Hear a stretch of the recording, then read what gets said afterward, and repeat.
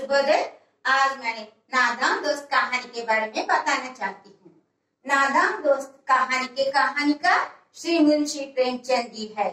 हिंदी साहित्य, गद्य, कथा साहित्य में प्रमुख स्थान दिया गया है प्रेमचंद को। प्रेमचंद का जन्म काशी के तट लम्हे नामक गांव में 1880 जुलाई 31 में पैदा हुए है। एक गरीब परिवार में पैदा हुए है, लेकिन उसका नाम है गणपत राय श्रीवास्तव है असली नाम। हिंदी साहित्य इतिहास में वे अनेक सामाजिक समस्याओं के बारे में बताते हैं, उसके सुलझाने के बारे में बताती है। इनकी प्रमुख रचनाएं मानस सरोवर नामक कहानियों से लिखी है। अनेक कहानियां प्रमुख है प्रेमचंद जी की। प्रमुख उपन्यास भी है कर्मभूमि, निर्मला, रंगभूमि, गोदान, गबन, अनेक प्रमुख उपन्यास लिखी है। इसी आधुनिक साहित्य में प्रमुख गद्य लेखक है। सभी के मनपसंद कवि भी थे प्रेमचंद जी ने। वे इस कहानी में दो बच्चों के मन में कैसे होती है दोस्तों नादानी होती है, इसके बारे में वर्णन करती है इस कहानी में प्रेमचंद जी ने।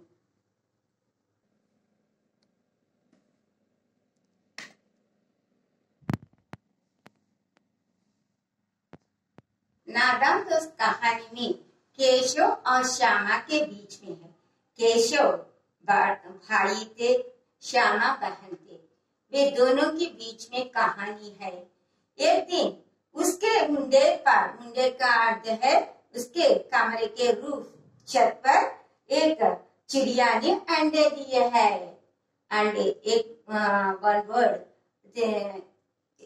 और उसकी बहन श्यामा दोनों बड़े ध्यान से चिड़िया को वहां आते देख सकते हैं। हर दिन श्यामा और केशव ने इस अंडे के बारे में चर्चा करते हैं, चिड़ियों के देखभाल करते हैं, चिड़ियों को देख सकते हैं। हर दिन देख सकते हैं। केशव ने चिड़िया के अंडे के दिए देखकर वे बड़े कौतूहल से देखते हैं। बच्चों ना उसके मन में जो उसके बारे में जानने के लिए कौतूहल होते हैं। चिड़िया को अंडे दिए देना एक कैसे है, इसी प्रकार की उसके मन में प्रश्न उठते हैं। श्यामा ने चिड़िया के अंडों के बारे में ज्यादा जानते थे। अंडे काफी ऊंचाई पर थे, इसलिए उनके देख नहीं पाते हैं। ये अंडे छत पर रखी है ना पक्षी ने, इसीलिए दोनों बच्चे है ना इसे अंडे को देख नहीं सकते हैं। उनके मन में तरह तरह के सवाल उठते हैं। माता पिता के व्यस्त रहने के कारण आपस में सवाल जवाब करते हैं। घर में माता पिता रहते हैं ना, उसको उसके मन में सवाल उठते हैं, लेकिन वे कोई जवाब नहीं पाते हैं। उन्हें चिड़िया के अंडों की सुरक्षा की बड़ी चिंता सताती है। आखिर में अंडों की रक्षा के लिए एक फैसला किया है दोनों बच्चे ने। ये चिड़िया की अंडों को रक्षा करने के लिए ये दोनों बच्चों ने एक तरह की उपाय सोचा। उन्होंने माँ से छिपाकर चिड़िया के लिए चावल पानी को प्रबंध कर दिया। अंडों को धूप से बचाने के लिए वे कूड़ा फेंकने वाले एक टोकरी में वे ढकने का विचार किया था। ये दोनों बच्चे ने इस चिड़िया के अंडों को देखभाल कर सकते हैं, उसके माँ से छिपाकर। माँ को नहीं जानते हैं दोनों बच्चे क्या करते हैं। वे चिड़िया को देखकर क्या करते हैं माँ ने नहीं थे। माँ काम में लगते हैं, रसोई घर में होते हैं।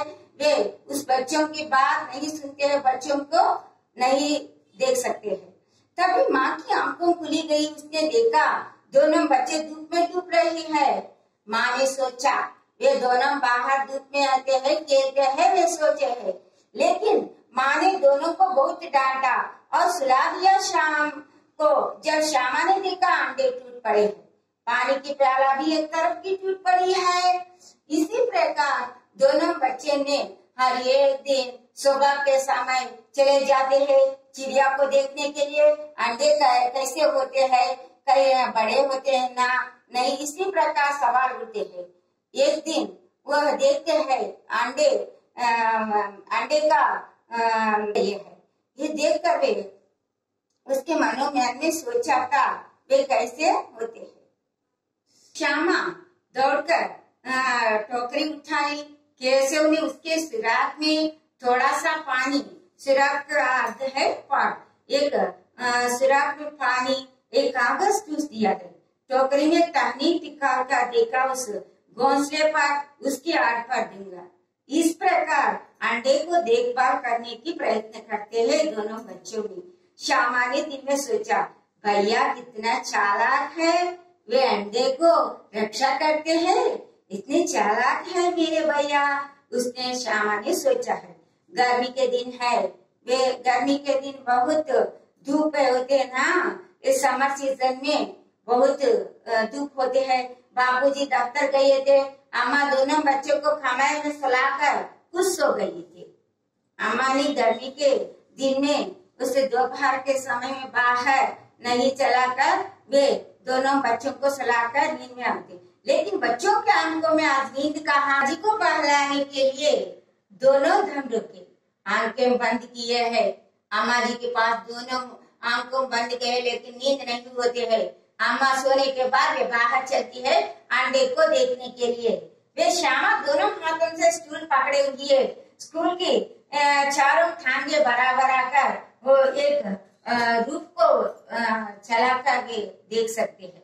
एक स्टूल पर वे बैठकर वे देख सकते हैं ये सभी चिड़िया कैसी होती है, चिड़िया के अंडे कैसी होती है। इसी प्रकार श्यामा ने और केशव ने मन में सोचा, बाहर बहुत धूप होते हैं ना, अंडे को कौन रक्षा करेगा, उस अंडे टूट पड़े तो क्या फायदा होती है। इसीलिए अंडे को देखभाल करने के लिए उसके मन में सोचा। वे दोनों ने एक स्टूल पर उठाकर वह दोनों चिड़िया के अंडों को स्वीकार कर उसके रसोई घर में अपनी छत पर रखा। वे दोनों ने सोचा, धूप से वे अंडे को धूप में सूख हो जाते ना, इसीलिए अंडे को रक्षा करने के लिए ये अबोध नादान बच्चे उसके मन में सोचकर अपनी घर में डर। इस प्रकार दोनों चिड़िया खानिश पर आती है, लेकिन बैठ जाती, उठ जाती है, लेकिन उसको अंडे को नहीं देख सकते हैं। श्यामा के आंखों में आंसू भरकर कहा, तुमने मुझे दिखाया, मैं अम्मा जी से कह दूंगा। इसी प्रकार केशव अम्मा जी से कहे थे बहुत मारूंगा कह देता है। केशव बड़े रहते ना, इसीलिए अंडे को देख सकते, लेकिन श्यामा नहीं देख सकते। इसीलिए श्यामा ने उसके भाई से हमेशा झगड़ा करती है, उसके भी अंडे को देखना चाहती है। इस प्रकार किवाड़ के खोला था, लेकिन श्यामा ने माँ से बात नहीं कर रही थी। इस प्रकार माँ से छिपाकर ये दोनों अंडों की रक्षा करने के लिए ये दोनों बच्चों ने यही सोचा। अब स्थित वजह है और दोनों बच्चे की नींद नहीं आ गई है। इस प्रकार ये कमरे में जाकर अंडे को अपनी छत पर रखी है, लेकिन एक बार उस अंडे को देखने के लिए चले गए, उस समय अंडे नीचे पड़े हैं, बच्चे उड़ गए हैं। केशव घबरा कर उठा और दौड़ा हुआ आया तो क्या देख सकता है, तीनों अंडे नीचे टूट पड़े हैं, अंडे नाश होते हैं। इस प्रकार कोई चूने से चीज बाहर निकाली है, उस अंडे से चूने निकालती है, पानी की प्याली तरफ टूट पड़ी है। इस देखकर उसके मन में घबराहट होती है। अंडे को देखभाल करना चाहती है दोनों बच्चों ने, लेकिन क्या होती है, उस अंडे टूट पड़ जाती है। केशव की करुणा सेकंडे श्यामा से कहे, अंडे तो फूट पड़े श्यामा, और बच्चे कहाँ गए। इतने में माँ आई, बच्चे कहाँ है उसकी सोच करते। अब तो श्यामा को भैया पर जारी तरस करता है। उस समय में माँ से कहा है श्यामा ने, अपनी भाई ने क्या करता है ये सभी के बारे में बताते हैं। उस समय में माँ ने उसको डांट कर लिया, तुम अबोध बच्चे हैं, अंडे को देखभाल कैसे कर सकते हैं, मुझे नहीं जानते हैं, उसको मर जाती है, इसकी पाप से तुम क्षमा ना करेंगे। इस प्रकार डांट लेती है माँ ने। केशव रोनी सूरत बनाकर बोला, मैंने तो सिर्फ अंडों की गद्दी पर रख दिया माँ। माँ को हंसी आ गई, मगर केशव कई दिनों तक अपनी गलती पर अफसोस रोता है। क्या उस गलती करते हैं ना, उस अंडों के देखभाल करने को उसके मन में सोचा, माँ की बात भी नहीं सुनाती है। इस प्रकार रो पड़ती दोनों चिड़िया वह फिर से ना दिखाई है। इस कहानी के प्रेमचंद ने नादान दोस्त क्यों रखा है, इसके बारे में तुम चिंता करो बच्चे। इस कहानी बात सुन सभी जानते हैं ना। इसी प्रकार प्रेमचंद ने दोनों बच्चों के बीच में ये जो सवाल होते हैं उस नादान दोस्त कहानी के बारे में होती है, सभी को जानते हैं ना। నాదాం దోస్త్ కహానీ ద్వారా ప్రేమ్చంద్ మనకి ఏం చెప్పాలనుకున్నారో మీరే తెలుసుకోండి కథ విని। ఇందులో శ్యామ और కేశవ్ ఇద్దరు కూడా చిన్న పిల్లలు। ఇద్దరు పిల్లలు ఆనందంగా ఇంట్లో ఉంటూ ఉండేవాళ్ళు వాళ్ళ అమ్మ దగ్గర। ఒక రోజున వాళ్ళ ఇంటి ఆవరణలో నిల్చొని ఉండగా రెండు పక్షులు వచ్చి వాళ్ళ రూట్ మీద నిలబడినప్పుడు ఆ పక్షులని చిన్న పిల్లలకి యాంగ్జైటీ ఉంటుంది కదా బర్డ్స్ చూడమని, అలానే చాలా కౌతూహలంగా ఆ పక్షుల్ని చూస్తూ ఉంటారు ఆ పిల్లలకు। రోజు రావడం ఆ పక్షులు అక్కడ కాసేపు కూర్చోవడం వెళ్ళిపోవడం గమనిస్తూ ఉంటారు। ఇలా కొన్నాళ్ళు గడిచేటప్పటికి ఎందుకు ఆ పక్షులు అక్కడికి వస్తున్నాయి, అక్కడ ఏముంది అనే జిజ్ఞాసతో ఆ పిల్లలు ఏం చేస్తారంటే ఒకరోజు ఒక స్టూల్ వేసుకొని అక్కడ ఏమున్నాయో గమనిస్తే పక్షి గుడ్లను పెడుతుంది। అక్కడ రెండు గుడ్లను పెట్టుంటే ఆ గుడ్లను చూసి అవి ఎలా పెద్ద అవుతాయి అవి వాటి గురించి ఆలోచిస్తూ ఉంటారు। వాళ్ళ అమ్మకి చెప్పరు, ఎందుకని ఆలోచిస్తూనే ఉంటారు। రోజు వాటి గురించే వీళ్ళకి మనస్సులో ఆ విధంగా ఉంటుంది, అమ్మో అవి ఎలా ఉంటాయి అని। పగిలిపోతే వాటికి అంటకి ఎవరు వాటికి రక్షతగా చూసుకునేది, వాటి అమ్మా నాన్నము బయటకు వెళ్ళిపోతున్నాయి పక్షులు, వాటిని చూసేది ఎవరు అని తలచి ఈ కేశవ్ వాళ్ళ చెల్లెల చేత ఏం తెప్పిస్తాడు, ఒక చిన్న బుట్ట తెప్పించి ఆ బుట్టలో ఒక గుడ్డ పరిచి దాని మీద గుడ్లను పెట్టి వాటికి తాగడానికి ఒక కుండలో నీళ్ళని పెడతారు అనమాట। అవి తాగుతూ పాపం రోజు పెద్దయిపోతాయి। వాళ్ళ అమ్మ ఎలా అయితే వాళ్ళని పెంచుతుందో అలానే అనుకుంటారు।